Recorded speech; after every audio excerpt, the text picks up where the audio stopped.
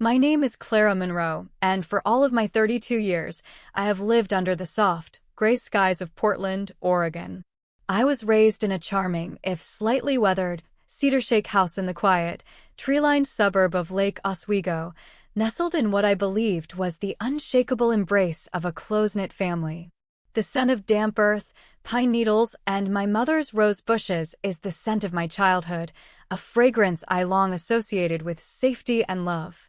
But last Christmas, the foundation of that love proved to be built on sand, and a single, secret trip to the Italian Alps washed it all away. Growing up, our family was a small constellation with each of us fixed in our own orbit. My father, Robert, was a high school history teacher, a gentle man who saw the world in grand, sweeping narratives, but often missed the subtle dramas playing out in his own home. My mother, Helen, a part-time librarian, curated our lives with the same quiet dedication she applied to her bookshelves, ensuring every volume was in its proper place. We weren't wealthy, but the richness of our lives, I was told, was in our connection to one another. My brother, Julian, for years my senior, was the dreamer, forever chasing the next brilliant idea that promised to change the world, or at least his financial status. My sister, Phoebe, 3 years my junior, was the seeker, a delicate soul perpetually searching for her true self in yoga retreats, herbalism courses, and artisanal craft fairs. And I, Clara, was the anchor. The steady, dependable one who held the chaotic threads of our family together.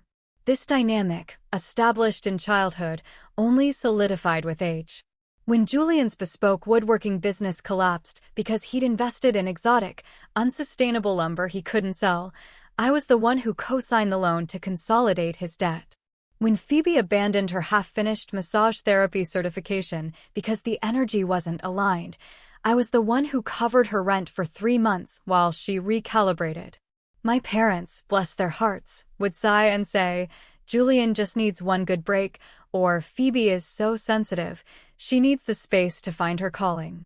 For me, however, the expectations were different. I was the project manager at a successful sustainable architecture firm, a job I'd earned through long hours and unwavering focus.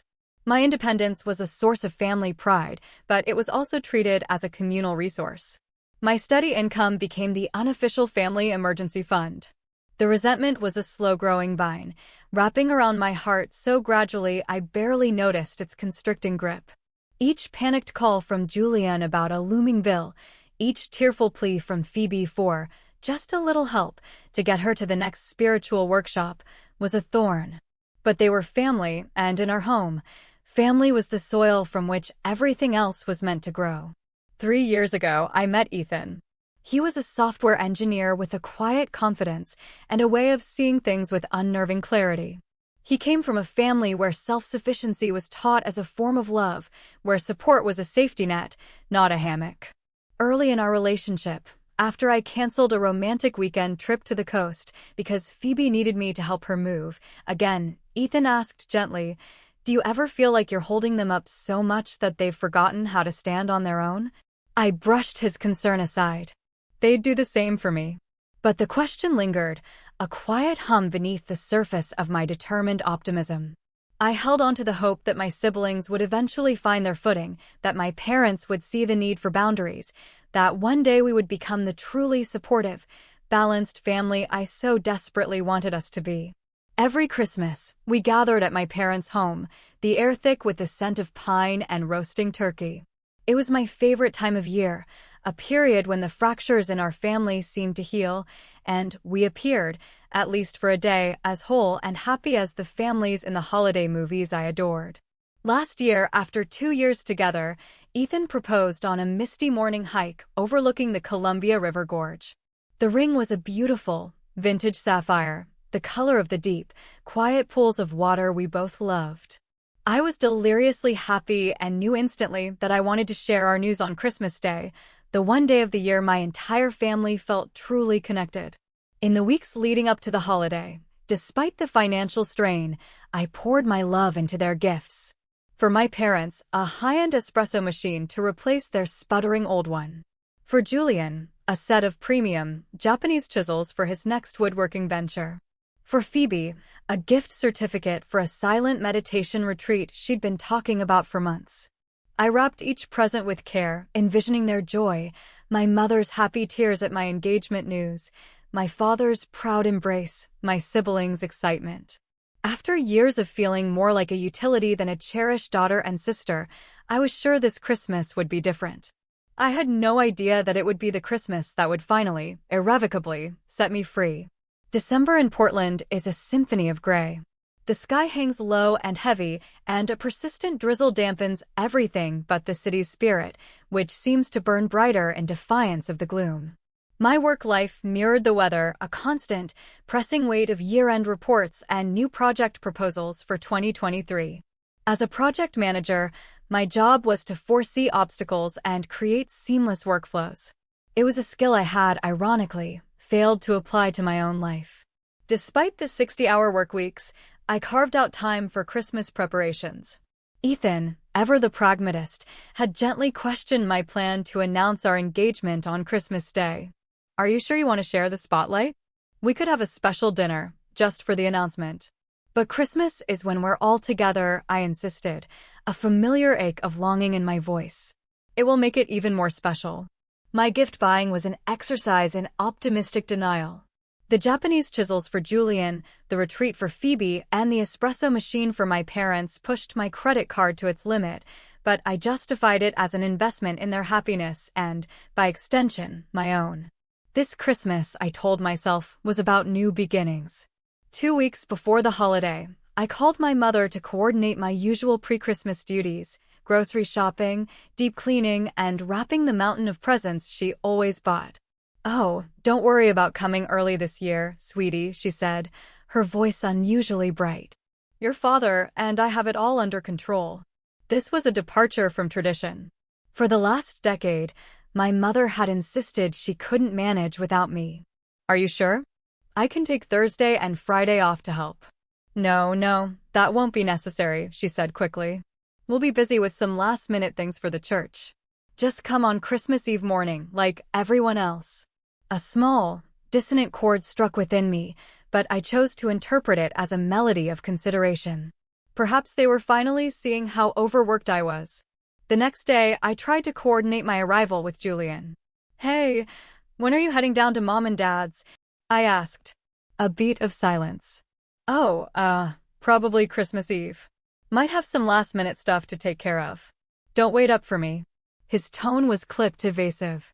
A similar conversation with Phoebe yielded a vague story about a friend giving her a ride, even though the friend lived in the opposite direction. "We're just making a few stops along the way," she'd mumbled before changing the subject. A week before Christmas, our rare early finish at work found me on my parents' doorstep with a box of Voodoo Donuts, their favorite indulgence. As I pulled into the driveway, I saw my father through the window, hastily shoving a stack of glossy travel brochures under a cushion on the sofa. "Clara, what a wonderful surprise," he said, opening the door with a smile that didn't quite reach his eyes. "Just thought I'd drop these off." "What are those?" I asked, nodding toward the sofa. "Oh, just some catalogs." "Junk mail," he said, expertly guiding me toward the kitchen. The house was immaculate, the tree already decorated, the scent of pine-scented cleaner sharp in the air. It was all too perfect, too prepared. As I was leaving, my mother called his cell. I heard him whisper into the phone, "Yes, she just stopped by." No, I don't think she suspects a thing. My heart did a slow, painful somersault. Suspects what? That evening, I recounted the strange series of events to Ethan as we sat by the fire in our small apartment. "Something feels off," I said, tracing the rim of my teacup. "Everyone is being so secretive." Ethan looked at me, his expression full of a sympathy I wasn't ready to accept. "Is it possible they're planning something, without you?" "No," I said, the denial sharp and automatic. "Never. Christmas is sacred. We're always together." But the seed of doubt had been planted in the fertile ground of my long-held anxieties. I began to watch my family's behavior with the keen eye of a project manager looking for flaws in a plan. Julian's social media was uncharacteristically quiet. Phoebe's Instagram stories were full of old photos, a digital smokescreen. 3 days before Christmas, a group text from my mother arrived, a forced note of normalcy that only amplified my unease. Reminder: Christmas Eve dinner at 7. Christmas morning brunch and presents at 10. Can't wait to have my beautiful family all together. I stared at the message, choosing to believe it. I was being paranoid, letting the stress of work color my perceptions. My family loved me. They would never deliberately exclude me. On Christmas Eve, Ethan and I drove to Lake Oswego, the car filled with meticulously wrapped gifts and a bottle of expensive champagne for our celebration. The sight of my childhood home, draped in familiar twinkling lights, soothed my frayed nerves. I was imagining things. My mother greeted us with a flurry of hugs, commenting on how tired I looked. My father clapped Ethan on the back, offering him a local craft beer. Julian and Phoebe were there, their eyes darting to their phones more than usual. My Aunt Diane and Uncle Paul arrived soon after, along with my cousins. When I hugged Aunt Diane, she held me a little too long. "It's just so good to see you, dear," she whispered, her eyes full of a pity I didn't understand. Dinner was a performance of normalcy. They asked about my job, but when I tried to ask about their plans for the week after Christmas, the conversation was deftly rerouted. After dinner, as we were clearing the table, Phoebe left her phone on the kitchen counter while she went to find her coat. It buzzed with an incoming message. I glanced down, and my world tilted on its axis. The notification was from a WhatsApp group named Alps Adventure 23. The message preview read, "Final check-in from Luca, our guide. He says the snow is perfect.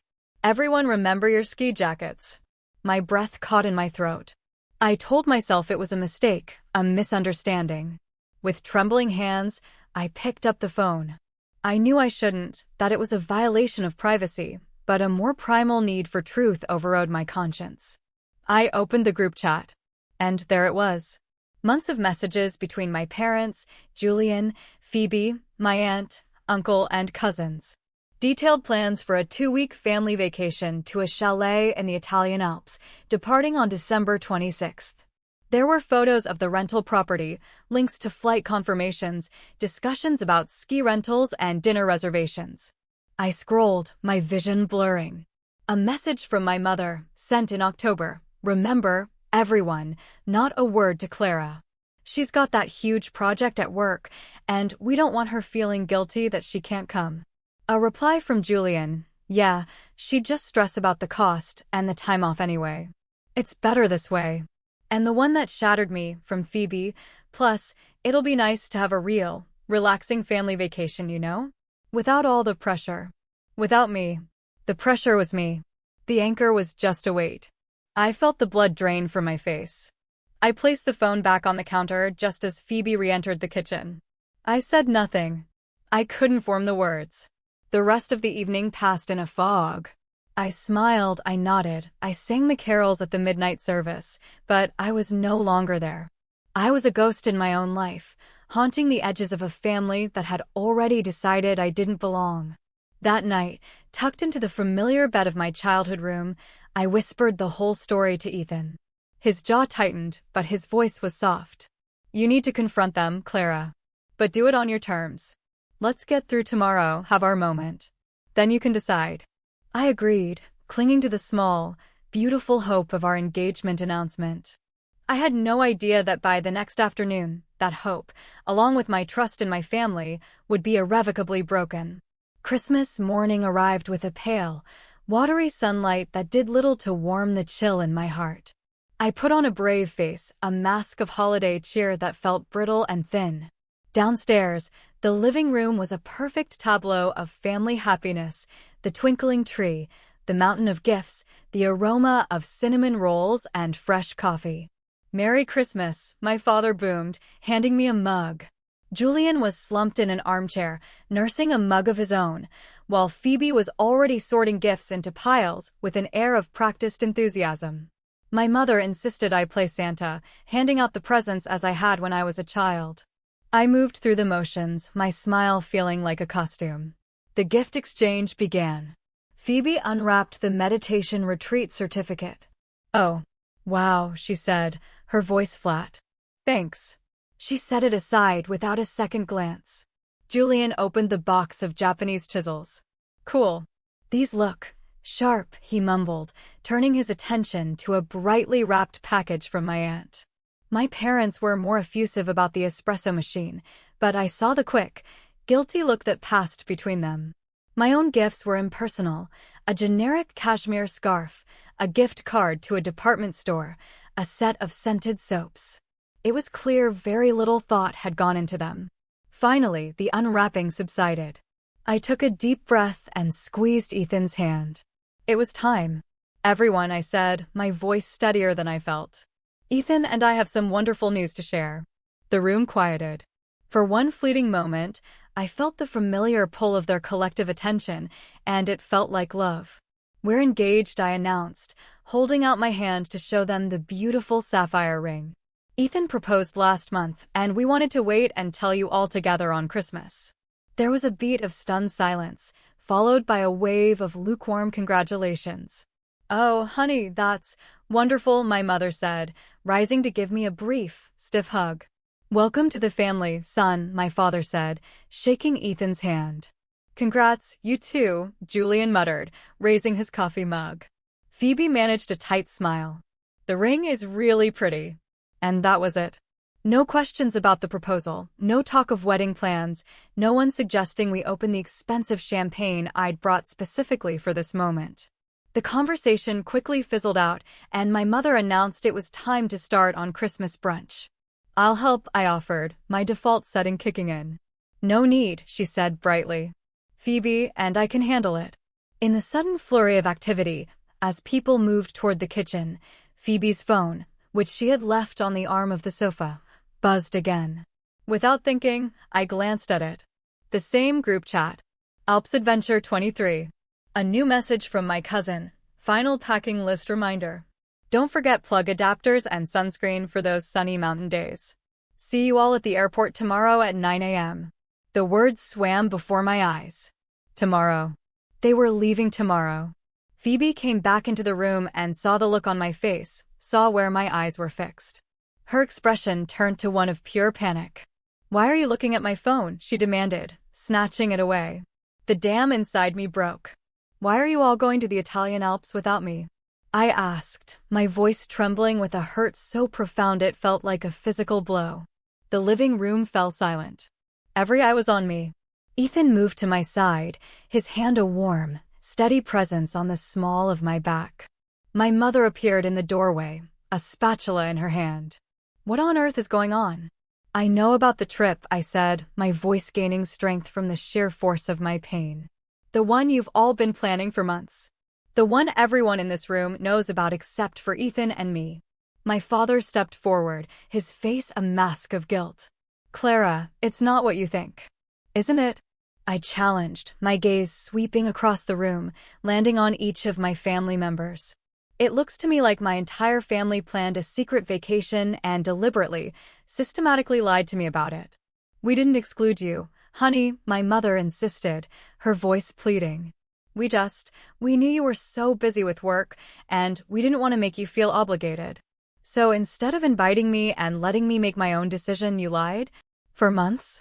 You created a secret group chat, you coordinated flights, you whispered on the phone when you thought I couldn't hear. Julian shrugged, refusing to meet my eyes. We just figured you wouldn't have come anyway. And we wanted a real, relaxing family vacation, Phoebe added, then flinched as she heard her own words hang in the air, sharp and cruel. A real family vacation? I repeated, the words tasting like ash. So Ethan and I, we aren't real family? Is that it? Am I just the family bank? The anchor you're happy to have in a storm, but one you cut loose when the waters are calm. That's not what she meant, my father said, his voice rising. Then what did she mean? I pressed, the tears I'd been holding back finally starting to fall. How did you pay for this trip? Julian, that $4,000 I lent you in October for startup capital for your new coffee venture, was that for this trip? He had the grace to look ashamed. I was going to pay you back. And Phoebe, the $2,000 for your rent and that intensive healing workshop in September? Mom, Dad, the emergency plumbing repair last month that you needed help with? Was any of it real? My mother started to cry softly. Clara, please try to understand. We just wanted one nice trip together. Without me, I finished for her. You wanted one nice trip, funded in part by me, without me. The twisted logic of their justification, we did it because we love you and didn't want you to feel bad, was the most painful part of all. They had infantilized me, making decisions for me under the guise of protection, all while benefiting from my generosity. Ethan squeezed my shoulder. I think we should go, he said softly. I nodded, a wave of exhaustion washing over me. We're leaving. I looked around the room, at the faces of the people I had loved so unconditionally. Enjoy your vacation. Clara, don't go like this, my mother sobbed. It's Christmas. Yes, it is, I said, my voice hollow. And I've just received the most valuable gift of all. Clarity. As Ethan and I gathered our coats and the now meaningless bottle of champagne, the chorus of excuses followed us. They hadn't meant to hurt me. They were going to tell me eventually. They would bring me back a souvenir. I walked out of my childhood home and didn't look back. In the car, as Ethan drove us away from the quiet, tree-lined streets of my past, my phone began to buzz incessantly with texts and calls. I didn't answer. I just stared out the window at the blurred, rainy landscape, tears streaming down my face. They used me, I whispered, the full weight of the realization settling upon me. All these years. They never saw me. They just saw what I could do for them. Ethan reached over and took my hand, his grip firm and grounding. So, what do you want to do now? I closed my eyes, picturing their smiling faces in the Italian Alps, a perfect family portrait with a conspicuous, empty space where I was supposed to be. I don't know yet, I said. But I know it can't ever be the same. That Christmas didn't mark an ending, it marked a breaking. And from that break, I knew something new would have to grow. The week between Christmas and New Year's, usually a quiet, reflective time, passed in a haze of grief. I called in sick to work, unable to muster the focus for architectural plans when the blueprints of my own life had been torn to shreds. Ethan was my rock. He made endless cups of peppermint tea, sat with me while I cried, and listened without judgment as I cycled through anger, hurt, and disbelief. He never once said, "I told you so." My family, meanwhile, was having the time of their lives. Instagram became a landscape of my personal torment. Photos of them clinking glasses of Aperol Spritz on a sun-drenched terrace, their faces rosy from the cold. A video of them laughing as they tumbled in the snow. A picture-perfect group shot in front of a massive stone fireplace, everyone wearing matching Fair Isle sweaters. Each post was a fresh stab of pain, a vibrant, colorful confirmation of their betrayal. On New Year's Eve, while the rest of the city celebrated, Ethan and I sat quietly in our apartment. I finally mustered the courage to read the messages they'd sent on Christmas Day. From my mother, "Clara, you are overreacting. We love you. Call me when you've calmed down." From my father, "Your mother is terribly upset.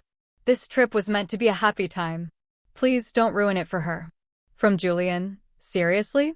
So much drama over a vacation. I'll pay you back, okay?" From Phoebe, "I'm sorry you found out the way you did, but you're being really dramatic. Not everything is about you." There it was. No remorse, no understanding. Just a concerted effort to frame me as the problem, too sensitive, too dramatic, too selfish. The injustice of it was a physical weight in my chest. I threw my phone onto the sofa with a cry of frustration.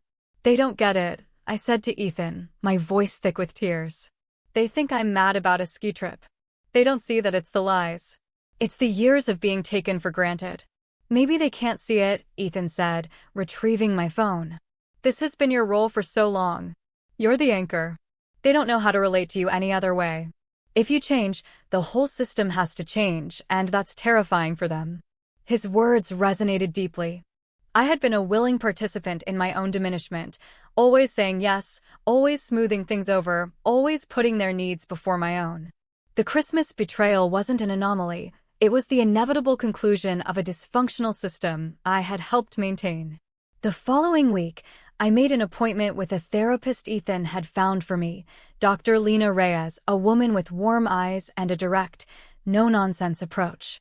In our first session, I laid out the whole story, the words tumbling out of me in a torrent of long-suppressed pain. "What I'm hearing," Dr. Reyes said when I finished, "is a story about assigned roles. You were cast as the capable one, and your family has resisted every opportunity for you to be anything else." "But why?" I asked. "Why wouldn't they want me to be happy?" "The current system benefits them," she explained gently. "Your capability provides them with a permanent safety net. If you reclaim your resources, financial and emotional, they will be forced to find their own. That's a difficult adjustment, and they will likely fight it." Over the next few weeks, Dr. Reyes guided me through a painful but necessary audit of my family history. I started a journal, documenting every loan, every bailed-out rent payment, every canceled plan. The financial tally was shocking, somewhere north of $50,000. Money that could have gone toward the down payment on a home for Ethan and me, a dream that had always felt just out of reach. The anger that began to smolder within me was a clean, purifying fire. It burned away the fog of guilt and obligation, leaving behind a hard, clear resolution. My enabling hadn't been helping my family, it had been crippling them, fostering a dependency that was unhealthy for us all. In late January, my family returned from their trip, tanned and oblivious. My mother was the first to call. "Clara, this silent treatment is childish. We need to talk." I let the call go to voicemail. I was no longer playing by their rules. A few days later, a text from Julian arrived. "Hey, super tight this month after the trip. Can you spot me $800 for my car payment? I'll get it back to you next month, promise." The audacity was breathtaking. I stared at the message, a battle raging within me between old habits and new resolve. Then I typed a single word. "No." His reply was instantaneous. "What do you mean no?" "I need it." "That sounds like a problem you'll need to solve, Julian," I typed back, my fingers steady. The barrage of texts that followed was a masterclass in manipulation, veering from disbelief to outrage to pathetic pleading. I turned off my phone and went for a long, rain-slicked walk with Ethan. When I told him what I'd done, he smiled. "That's the first step," he said. "And it's the hardest one." Next came my parents. My father called, his voice laced with disappointment. "Your brother is in a tight spot, Clara. Family helps family." "You're right, Dad," I said, my voice calm. "Family helps family. Family is honest with each other. Family doesn't use one another. We haven't been acting like a family for a very long time." The silence on the other end of the line was telling. "I'm done, Dad," I continued, the words feeling both terrifying and liberating. "I'm done being the family ATM. The Bank of Clara is closed." The fallout was swift and brutal. My mother called, sobbing, accusing me of abandoning them. Phoebe sent a long, rambling message about how my negative energy was tearing the family apart. It was a coordinated assault on my resolve, a desperate attempt to pull me back into my designated role. But something inside me had shifted permanently. Their words still hurt, but they no longer held power over me. A lifeline came in the form of my cousin, Tessa, Aunt Diane's daughter, who had been on the trip. She called me one evening, her voice low and conspiratorial. "I just want you to know." "I get it," she said.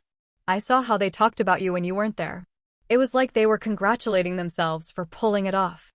It felt wrong. I'm proud of you for standing up for yourself." Her validation was a soothing balm on a raw wound. It confirmed I wasn't crazy, that my feelings were justified. As winter slowly gave way to a damp, green spring, I held firm. I blocked their numbers when the messages became abusive. I continued my sessions with Dr. Reyes, learning to build internal validation rather than seeking it externally. I started a separate savings account, and for the first time, I watched the balance grow, untouched by manufactured family crises. I felt lighter. The constant, low-grade anxiety I'd lived with for years began to dissipate. I was rediscovering a version of myself I hadn't known since childhood, a person whose worth wasn't tied to her utility. But my family wasn't ready to let go. They saw my boundaries not as a healthy act of self-preservation, but as a declaration of war. Their attempts to regain control were about to escalate, leading to a final confrontation that would sever the last remaining threads of our old life and force me to choose once and for all, between their comfort and my own soul. The final, decisive confrontation came on a Sunday in late April, a day that broke the Portland mold with a rare, brilliant sunshine. My mother called, her voice a carefully constructed blend of warmth and sorrow. "Clara, this has gone on long enough," she said. "I've been doing so much thinking. We made a mistake. A terrible one. We miss you. Please, can we all have dinner tonight? Just the five of us. To talk, really talk, and start to heal." A sliver of hope, treacherous and persistent, pierced my armor. Maybe they had finally reflected. Maybe this was a genuine overture. "I don't know, Mom. Please, sweetie. Your father and I, we just want our family back." Against my better judgment and Ethan's gentle warnings, I agreed. I drove to my parents' house alone, a knot of anxiety tightening in my stomach. The scene inside was one of carefully staged reconciliation. My mother's famous pot roast scented the air. The dining table was set with the good china. Dinner was painfully stilted. Finally, over dessert, my father cleared his throat. "Clara, we know we hurt you. And for that, we are truly sorry. We love you so much," my mother added, her eyes welling with tears. "We never, ever meant for you to feel excluded." It was the apology I had been waiting for, but it felt hollow, rehearsed. "I appreciate that," I said carefully. "But an apology doesn't fix the underlying pattern." "What pattern?" Julian scoffed. "You mean the pattern of you having your life together while the rest of us struggle?" "No," I said, my voice quiet but firm. "I mean the pattern of me funding those struggles. The pattern of my generosity being treated as an obligation. This wasn't just about one vacation. It was the final piece of evidence in a very long case." I saw a flicker of understanding, or perhaps fear, in my father's eyes. "What is it you want from us, Clara?" It was the first real question they had asked in 4 months. "I want you to understand," I said, my voice shaking slightly. "I want you to see me as a person, not a resource. And I need things to change, permanently." I took a deep breath. "I've made a decision. I will no longer be providing any financial support to anyone in this family.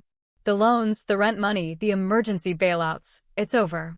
The silence that fell over the room was absolute, heavy, and cold. Phoebe was the first to speak, her voice a shocked whisper. "You can't be serious." "I've never been more serious," I replied. "But my new herbalism certification starts next month," she stammered. "I was counting on your help. And I have a line on a new space for a micro-roastery," Julian exclaimed, his voice rising in panic. "The deposit is due Friday." My mother looked at my father, then at me, her expression hardening. "Is this because of Ethan? Has he turned you against your own family?" "This isn't about Ethan," I said, my newfound calm holding steady. "This is about me. This is about me refusing to set myself on fire to keep you all warm anymore." The accusation of selfishness came next, swift and venomous. They called me cold, ungrateful, heartless. They couldn't see that my decision wasn't an act of punishment, but one of profound, terrifying love for the people they could become if they were forced to rely on themselves, and love for the person I was finally allowing myself to be. I stood up, my legs trembling but strong. "I love you all," I said, and I meant it. "But I cannot continue to participate in this dynamic. It is destroying me, and it is crippling you.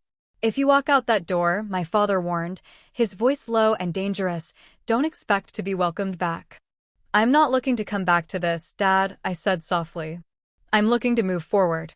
As I drove away, my phone lit up with a storm of angry, wounded messages. But this time, I felt no guilt. Only a vast, quiet, and heartbreaking sense of relief. The weeks that followed were the hardest. I sought legal advice on how to formally untangle myself from co-signed loans. I drafted and sent a formal email to my entire family, forgiving the tens of thousands of dollars in debt, but stating in clear, unequivocal terms that my financial support had ended permanently. The response was an explosion of familial rage that rippled out to aunts, uncles, and cousins. I was shamed, ostracized, and painted as the villain in a family drama I had never auditioned for. I leaned heavily on Ethan, my friends, and Dr. Reyes, who called their reaction an extinction burst, the desperate, final thrashing of a system trying to survive. And then, gradually, a quiet descended. The angry calls stopped. The manipulative texts dwindled. Forced to face reality without a safety net, my family began, haltingly, to change. Julian got a steady, full-time job in sales. Phoebe started working as a barista to pay for her own classes. My parents sold their large house and downsized to a condo they could actually afford. My selfish act had, ironically, given them the gift of their own resilience. Now, a year and a half later, the lines of communication are slowly, tentatively reopening. The conversations are different, stiff, cautious, but free of financial subtext. My mother and I have had a few lunches. She talks about her new book club. I talk about my promotion at work. We are like two strangers learning a new language, the language of a relationship based not on need, but on a fragile, emerging respect. I don't know if we will ever be the close-knit family of my childhood imagination. Perhaps that family never truly existed outside of my own hopeful heart. But I have found a different kind of family, a chosen family with Ethan, with Tessa, with friends who celebrate my successes and support me without expectation. Last month, Ethan and I closed on our own small condo in Southeast Portland. As we stood in the empty living room, the late afternoon sun streaming through the windows, I felt a sense of peace so profound it brought tears to my eyes. This home wasn't built on sacrifice or obligation. It was built on a foundation of self-respect, partnership, and the quiet, revolutionary power of the word no. The journey was excruciating, but it led me here, to a life that is authentically my own. I learned that true strength isn't in how much you can carry for others, but in knowing when to set it down. And that sometimes, the most loving thing you can do for your family is to love yourself enough to walk away from a role that is no longer yours to play.